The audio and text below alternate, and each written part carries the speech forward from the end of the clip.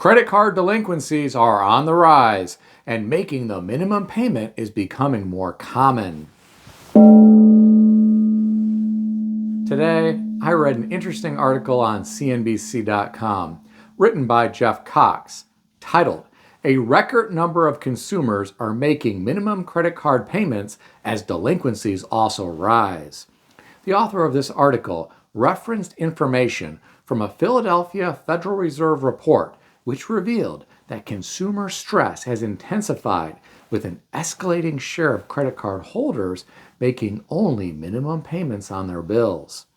The share of people making baseline payments on their credit cards jumped to a 12-year high through the third quarter of 2024. The level rose to 10.75% for that period. There is also a higher level of delinquency. The share of credit card holders more than 30 days past due rose to 3.52%, which is an increase from 3.21%. It is more than double the delinquency level of the pandemic era, which was 1.57% from the second quarter of 2021. Here are my thoughts. During the pandemic era, many people had more cash. Interest rates were lower, people had stimulus check money, and student loans were on pause. Things are quite different now. Student loan payments have resumed, interest rates are much higher, and there are no more stimulus checks.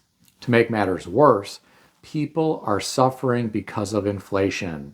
Rent is more, car insurance is more expensive, groceries are more expensive, even subscription services are more expensive. The list goes on and on.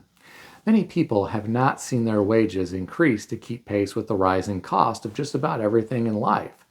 Some appear to be leaning on credit cards to help. Kicking the can down the road is only a short-term fix. The delinquency level being double what it was during the pandemic era appears to be possible evidence of the first cracks forming for some households. I have to wonder if the delinquency level will increase further from here. Let's hope not. I hate to think about American families suffering financially. It is hard to deal with credit card debt. That can really spiral out of control very quickly.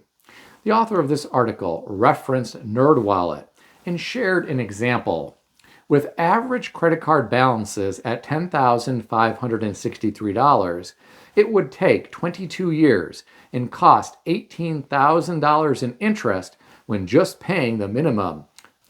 My friends, imagine having debt like this hanging over your head for 22 years. This could really limit what you are able to do in life. In such a situation, you are making the credit card companies extremely wealthy. Look at the 5-year chart for Visa. It had a low of around $156 per share at one point back in 2020, and today it closed around $323 per share. MasterCard had a low of around $199 at one point in 2020, and today it closed around $527. American Express had a low of around $67 per share at one point back in 2020, and today it closed around $322 per share. America is supposed to be the land of the free and the home of the brave, but it seems like it is becoming the land of the credit card and the home of the heavily indebted. I've known people throughout my life who have struggled with credit card debt. I know a guy who once had a big spreadsheet just to keep track of all of his credit card debt. He was constantly moving the debt around and taking advantage of 0% offers. It was like a part-time job keeping track of all of that. I don't think that is a situation most people want to be in. Fortunately, that guy got a higher paying job and he was able to get a handle on all of the debt, and he is doing quite well today. The same can't be said for some Americans who are trapped in this debt situation. I reflect on my first semester in college. I remember a credit card company that had a table set up on campus. There were crowds of students around the table because they were giving away a free t-shirt if you signed up for a credit card. I vividly recall talking to a student years later who signed up for one of those credit cards and quickly maxed it out. And then that person struggled to service the debt for the years to come. This is why learning about personal finances at a young age is so important. It is unfortunate that not every state here in America requires a personal finance course for high school graduation. In our complex world, I feel like some students graduate from high school ill-prepared for what awaits them. But what do I know? I'm just some guy on YouTube with a gong. I'm curious, what do you think about all this? Share your thoughts in the comment section below. Here's a good reason why you don't want to have credit card debt.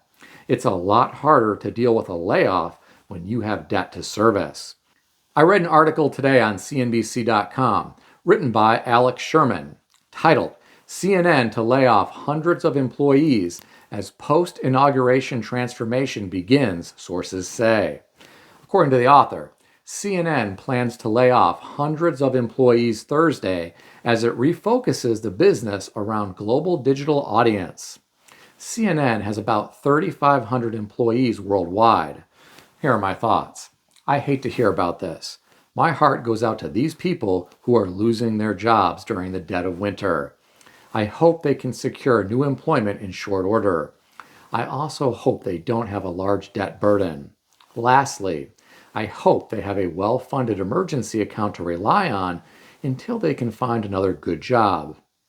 Based on what I just shared with you a moment ago about credit card debt, I'm sure there are families who can't even dream about starting an emergency account because they are doing their best to avoid credit card delinquency right now. What really concerns me is that I have been reading about layoffs for quite some time, and I have been reading about American families that are struggling financially. This is all happening during a time when the stock market is setting records and cryptocurrencies are also setting records.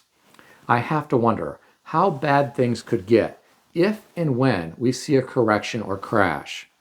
I truly worry that some American families are ill-prepared. What do you think about all this? Share your thoughts in the comment section below. If you enjoyed this video, consider subscribing to the channel.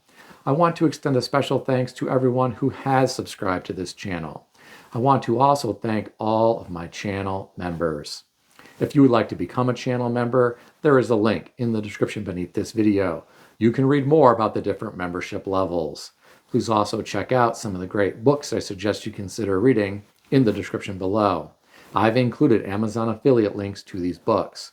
As an Amazon associate, I earn from qualifying purchases. Stay healthy and wealthy. I'll see everyone in the next video.